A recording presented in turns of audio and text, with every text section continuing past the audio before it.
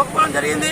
ఎందుకోసం అంటే ఈ స్కాలర్షిప్ పెండింగ్ వలన ప్రైవేట్ కాలేజ్ వాళ్ళు కానీ గవర్నమెంట్ కాలేజ్ వాళ్ళు సర్టిఫికేట్ ఇవ్వకపోవడం, ఆ ఫీజులు మొత్తం చెల్లించాలని వాళ్ళు డిమాండ్ చేయడం జరుగుతూ ఉంది.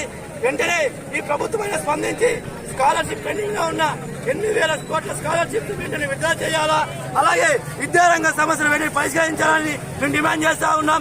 లేకపోతే ఈ రాష్ట్ర ప్రభుత్వం వ్యతిరేకత మేము ఉద్యమిస్తామని, అలాగే తర్వాత ప్రగతి భవన్ ముట్టడిస్తామని, ఈ అసెంబ్లీలో కూడా విద్యారంగానికి అధిక నిధులు కేటాయించాలని డిమాండ్ చేస్తా ఉన్నాం. ఈ రోజు ఈ వందలాది మంది విద్యార్థులు ఈ రోజు కలెక్టర్ కార్యాలయంలో రావడం జరిగింది.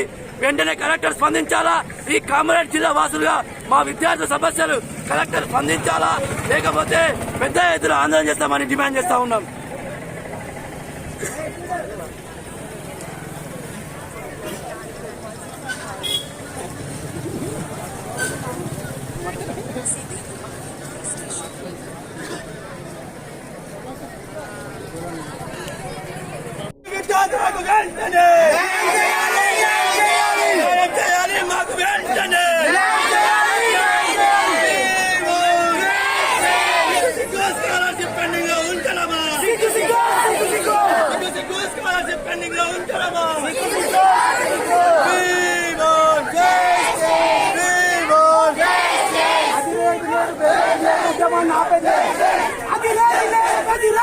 అది